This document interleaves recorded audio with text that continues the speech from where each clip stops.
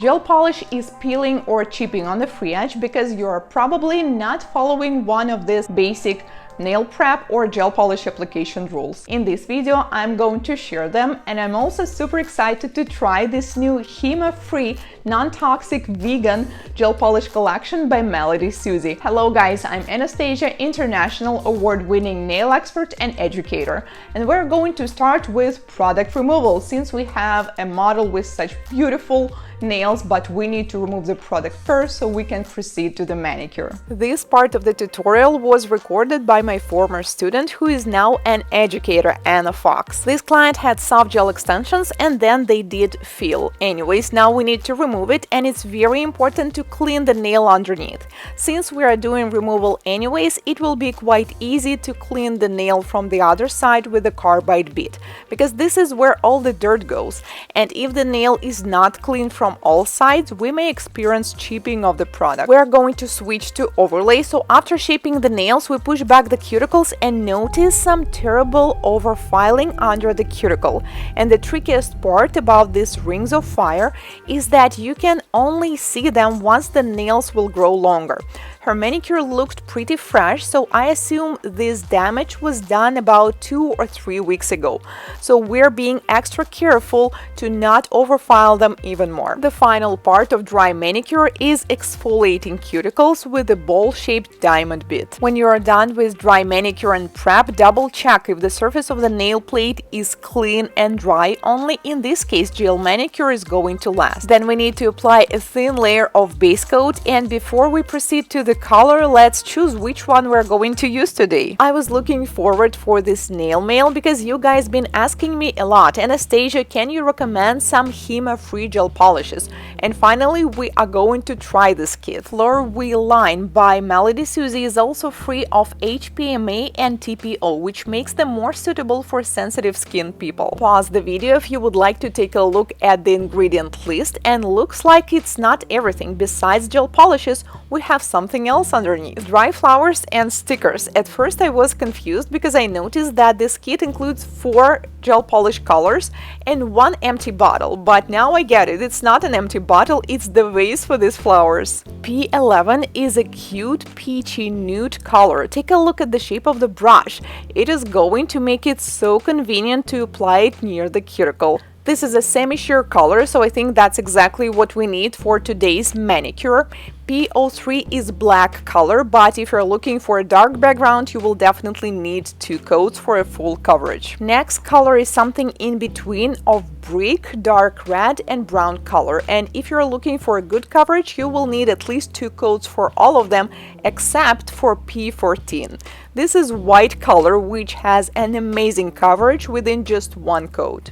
And it's not everything yet. Inside of this small box, we also have a nail art brushes set, which includes 6 different nail art brushes, and some of them also have dotting tools on the other sides. Let's try them so we can figure out which one we can use for today's nail art. Angled brush is usually used for one-stroke nail art as well as for the abstract lines, and dotting tool can be used for different kinds of dots. There are 2 different kinds of detailer brush. One with the longer bristles, you can use it for long lines, for geometry. And I know that some nail artists also use it for all kinds of small objects, but I think the one with the shorter bristles is much easier, especially for beginners.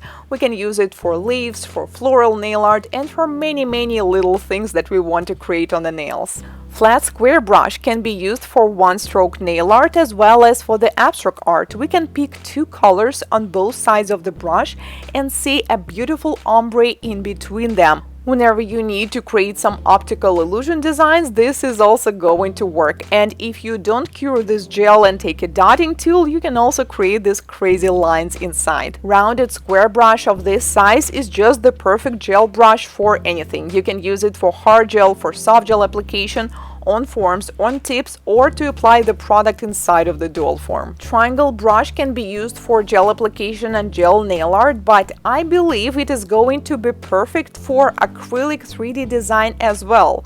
Yes, definitely. But before we get too carried away into this nail art brushes world, let's proceed with our client and apply this peachy nude color as the background. I really like how it looks when you apply it in just one coat when it's transparent, but we decided to apply two coats so we can hide the natural nail a little bit more. Another rule to avoid chipping of the product: do not apply too much on the free edge. It should not look bulky, it should be thin. If you want to do some nail art, remove the sticky layer. It is going to be more convenient for you, and we are going to use black gel polish. Melodysusie gel polishes have medium consistency, so it's very comfortable to apply them as one color gel polishes, and we can also use them for nail art.